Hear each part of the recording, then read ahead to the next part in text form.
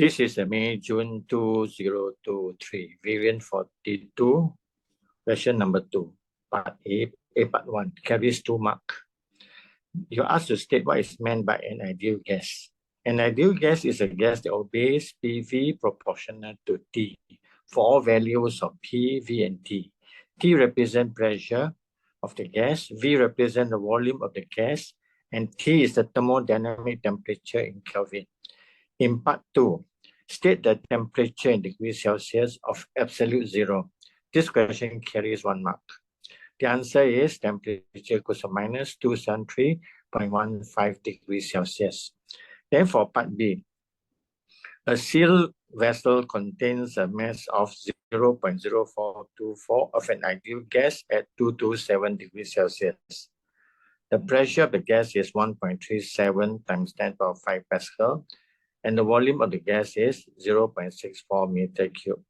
First, we have to calculate part 1, the number of molecules of the gas in the vessel. You are given temperature in degrees Celsius, which you must convert to Kelvin.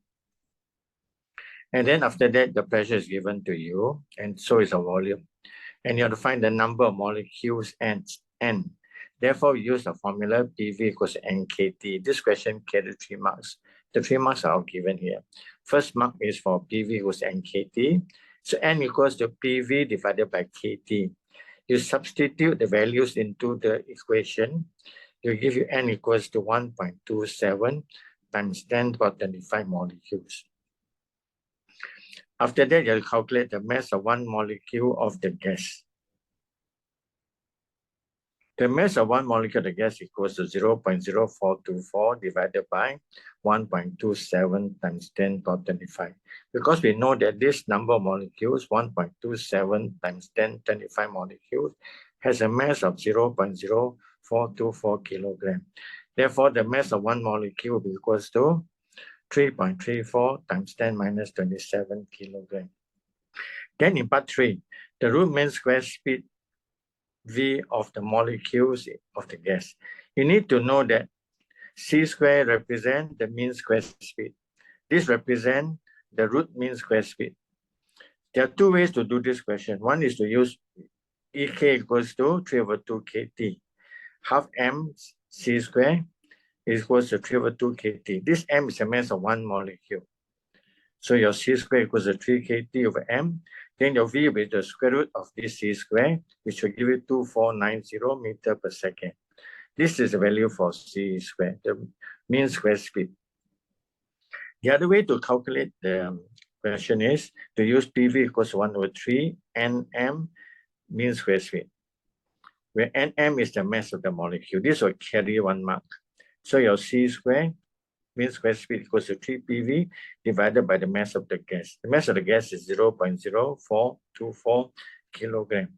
Then when you square root your C square, your mean square speed, you will get V equals to 2490 meter per second.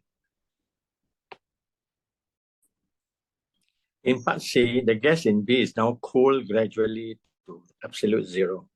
On figure 2.2, which is this graph here, you have to sketch the variation with thermodynamic temperature of the root mean square speed of the molecules of the gas.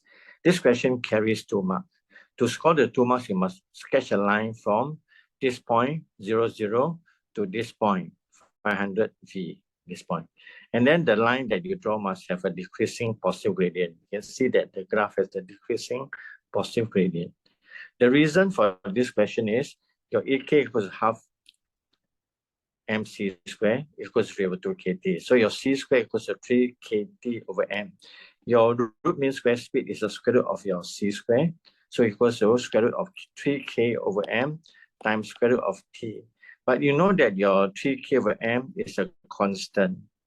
So square root of 3K over M is a constant. Therefore, your V is proportional to square root T. So this graph, your V is proportional to square root T. Then this is a summary of the key facts you must know to solve this question. You must know what is meant by an ideal gas. Number 2, you must be able to use PV equals NKT to find the number of molecules. Then number 3, use the equation EK equals to 3/2 KT to calculate the mean square speed and then root mean square speed of the molecules. We can also use PV equals 103 nmc squared and nm equals to the mass of the gas to calculate the root mean square speed. Then you must be able to plot the graph of root mean square speed against thermodynamic temperature, knowing that the root mean square speed is proportional to square root of T. And then number 6, you must be able to convert temperatures in degrees Celsius to Kelvin.